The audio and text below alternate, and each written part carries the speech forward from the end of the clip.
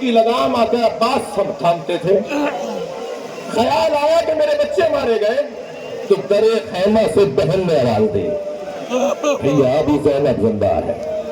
امام حسین کو گھوڑے پر سوار کیا, حسین مولا روانہ ہوئے. میں منا میں سرا قلب لشکر, تمام لشکروں کو خطاب کیا, ان کان دین محمد لم یستقم الا بقتلی فیا سیوف خذینی, اگر دین محمد میرے قتل کے علاوہ بچنے والا نہیں ہے تو تلواروں آؤ مجھے ٹکڑے ٹکڑے کر دو.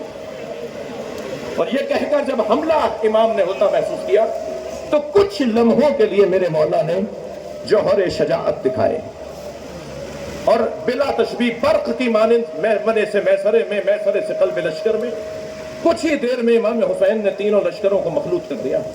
یہ تمیز ہی ختم ہو گئی کہ یہ لشکر کس کی سالاری میں ہے, کس کی آواز سنے گا تو حملہ کرے گا اور کس کی آواز سنے گا تو رک جائے گا. امام نے لشکریوں کو مخلوط کر دیا اور ایسا منظر بنا کے یہ آپس میں ایک دوسرے پہ تلوار چلانے لگے. اس وقت امام گھوڑے کی پشت پہ کھڑے ہوئے اور ایک مرتبہ نہر کی طرف رخ کر کے کہا, اے میرے عباس اٹھو, اپنے اکیلے مولا کی جنگ دیکھو. پھر ایک مرتبہ جب حملے کا جواب دیا, فوجیں بھاگتی تھی علمان الحفیظ, اور جہاں سے سپاہی بھاگ کر ادھر جاتا تھا اسے سامنے سے حسین آتے نظر آتے تھے. ایک عجیب جلال تھا زہرا جلال کا. بھاگتے ہوئے سپاہی ایک دوسرے سے کہتے تھے بچے حسین آ گئے. ایک مسافر ہے جو 6 مہینے کے سفر کے بعد کوفے میں داخل ہوا ہے, اسے کچھ نہیں پتا کہ کیا ہو رہا ہے. دکانیں بند, بازار بند, چہل پہل نظر نہیں آ رہی, کوئی انسان نہیں ہے, کوئی کام نظر نہیں آ رہا. ایک مرتبہ سوچتا ہوا گھر میں داخل ہوا.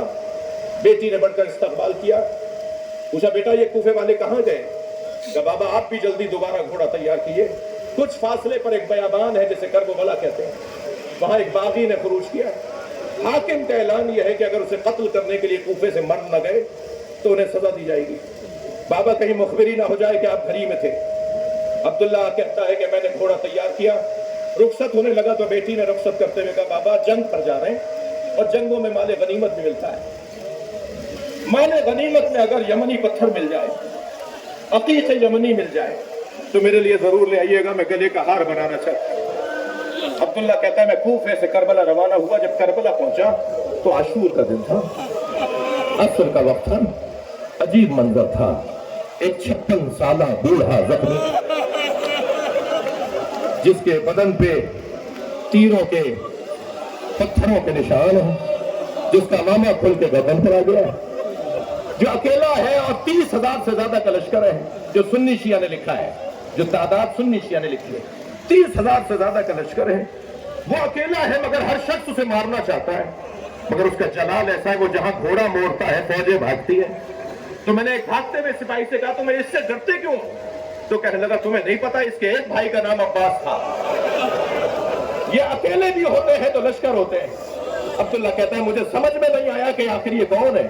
مجھے اتنا پتا تھا کہ میں اسے مار دوں گا تو جنگ ٹھنڈی پڑ جائے گی. تو میں نے تلوار نکالی اور ان کے گھوڑے کے پیچھے اپنے گھوڑے کو لگایا. چند ذرا کے فاصلے پر میرا گھوڑا تھا, وہ مجھ سے کچھ آگے تھے, میں ان کے عقب میں تھا. میں نے ارادہ کیا کہ تلوار نکال کر ان پہ حملہ کروں. جیسے ہی ارادہ کیا انہوں نے مڑ کر مجھے دیکھا اور کہا عبداللہ قریب آؤ. عبداللہ کہتا ہے میرے ہاتھ پیر کانپنے لگے, یہ کون ہے؟ یہ میرا نام بھی جانتے ہیں. میں گھبرا کے رکا تو پھر آواز آئی جلدی آؤ. میں آگے بڑھنے کے لیے میرے پیروں میں دم نہیں تھا تو میں نے ہاتھ سے انگوٹھی اتاری اور کہا یہ عقیق یمنی ہے, اپنی بیٹی میں جا کے دینا اور کہنے میں باغی نہیں ہوں, میں نبی کا نواسا حسین.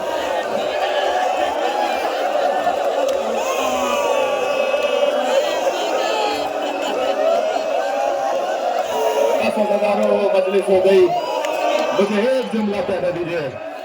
عبداللہ والا کے قدموں میں گر گیا, تلوار اٹھا کے دفاع کرنے لگا, سپاہیوں کو یزیدیوں کو دور کرنے لگا. اور امام بار بار کہنے لگے عبداللہ چلے جاؤ, عبداللہ چلے جاؤ.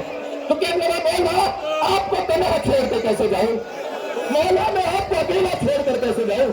تو حسین کی آواز آئی عبداللہ چلے جاؤ, کچھ دنوں بعد میری بہن زینب آئے گی, انہیں چادر دے دے گا, میری ماں بہنے میں بکنا ہو جاتا. ورحمۃ اللہ